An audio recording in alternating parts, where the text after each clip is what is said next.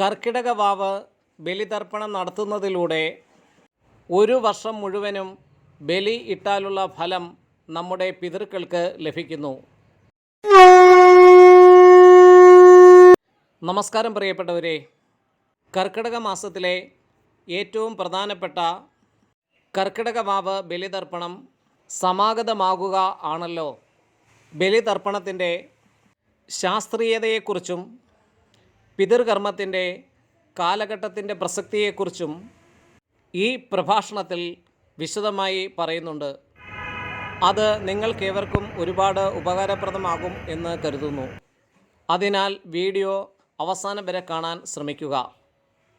നമ്മൾക്ക് ജന്മം തന്ന് നമ്മുടെ കൈ വളരുന്നുണ്ടോ കാല് വളരുന്നുണ്ടോ എന്നൊക്കെ നോക്കി വളരെ കഷ്ടപ്പെട്ട് നമ്മൾക്ക് വേണ്ടതൊക്കെയും വാങ്ങിത്തന്ന് നമ്മളെ വളർത്തി വലുതാക്കി പഠിപ്പിച്ച് ഓരോ തൊഴിലും സമ്പാദിച്ചു തന്ന, എന്തിന് അവരുടെ പൂർവ്വ സ്വത്തുക്കളും അവർ ഉപയോഗിച്ചതുപോലും നമ്മൾക്ക് തന്ന് കടന്നുപോയി കാല യവനികയ്ക്കുള്ളിൽ മറഞ്ഞ നമ്മുടെ പ്രിയപ്പെട്ട അച്ഛനും അമ്മയും മറ്റ് ബന്ധുക്കളും, അങ്ങനെ നമ്മളെ സംരക്ഷിച്ചവരെ ഓർക്കേണ്ടതായ, അവർക്ക് വേണ്ടി എന്തെങ്കിലും ചെയ്യേണ്ടതായ ഒരു പ്രധാന പുണ്യദിനമാണ് കർക്കിടക മാസത്തിലെ കറുത്ത വാവ് ദിനം.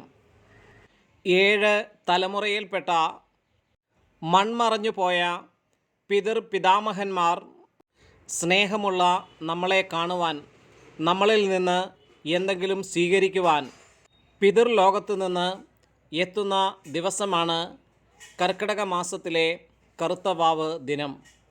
ഈ ദിവസം കൊടുക്കുന്ന ശ്രാദ്ധാദി, പിണ്ടാദി, ബലിതർപ്പണാദി, ക്രിയാദി കർമ്മങ്ങളാണ് അവരുടെ ഒരു വർഷത്തെ ഭക്ഷണവും അതേപോലെ അവരുടെ ജീവൻ്റെ ഉപരി ലോകങ്ങളിലേക്കുള്ള പ്രയാണത്തിൻ്റെ വേഗതയും വർദ്ധിപ്പിക്കുന്നത്. എന്ത് ത്യാഗം സഹിച്ചും കർക്കിടക വാവു ദിനം നമ്മളിത് ചെയ്യുന്നതിലൂടെയാണ് ഒരു വർഷം മുഴുവനായിട്ടുമുള്ള എല്ലാ ഐശ്വര്യങ്ങളും മറ്റ് സൗഭാഗ്യങ്ങളും നമ്മുടെ ജീവിതത്തിൽ ഉടനീളം വന്നു ചേരുന്നത്. അപ്പോൾ ഇത് ചെയ്യാതിരുന്നാലോ? 2 കുഴപ്പം. 1, പൂർവ്വ പിതൃക്കളുടെ എല്ലാം ശാപം. 2, ഒരു വർഷം മുഴുവനും നമ്മുടെ ജീവിതത്തിൽ ഉടനീളം കഷ്ടപ്പാടും ദുരിതങ്ങളും പ്രശ്നങ്ങളും മാത്രം ഫലം. പിതൃക്കളുടെ ശാപത്താലാണ് സന്താനങ്ങൾക്ക് അരിഷ്ടതയും മറ്റു രോഗങ്ങളുമൊക്കെയും ഉണ്ടാവുന്നത്. അതേപോലെ പിതൃശാപം കൊണ്ടുതന്നെയാണ് കുടുംബത്ത് നിരന്തരം പരസ്പര കലഹങ്ങൾ ഉണ്ടാവുന്നത്. പിതൃക്കളെ സംപ്രീതരാക്കിയാൽ ഇതെല്ലാം വിട്ടകലുന്നു.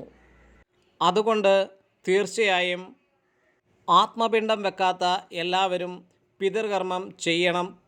ആത്മപിണ്ഡം എന്നാൽ സന്യാസ ആശ്രമത്തിലേക്ക് പ്രവേശിക്കുമ്പോൾ സ്വയം പിണ്ഡം വെച്ച് സമർപ്പിക്കുന്ന കർമ്മമാണ്. അങ്ങനെയുള്ള സന്യാസിമാർക്ക് പിതൃകർമ്മം ചെയ്യേണ്ടതായ ആവശ്യം ഇല്ല. മറ്റ് ഏത് ആശ്രമധർമ്മത്തിലുള്ളവരും പിതൃകർമ്മം നിർബന്ധമായും ചെയ്യണം.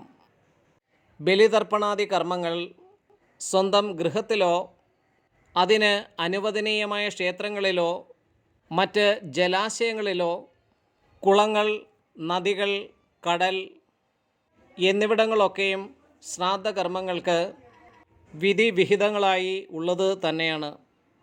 എന്താണോ തൻ്റെ സാഹചര്യങ്ങൾക്ക് ചേരുന്നത് അത് അവർക്ക് തിരഞ്ഞെടുക്കാവുന്നതാണ്.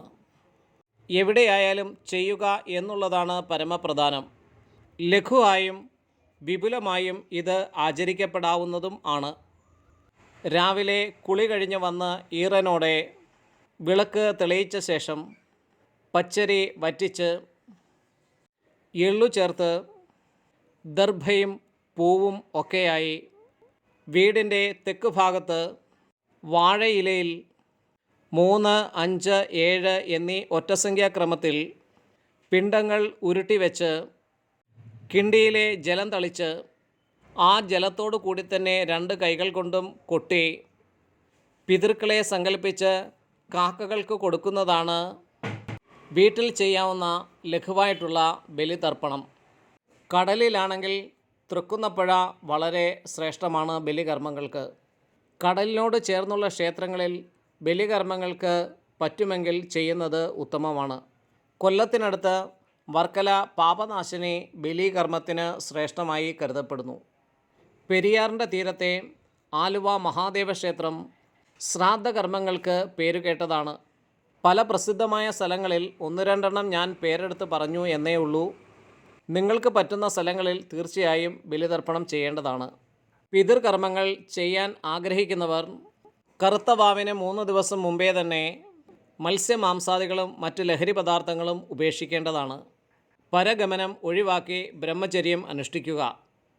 അരി ആഹാരം ഒരിക്കൽ എന്നാണ് പറയപ്പെടുന്നത്.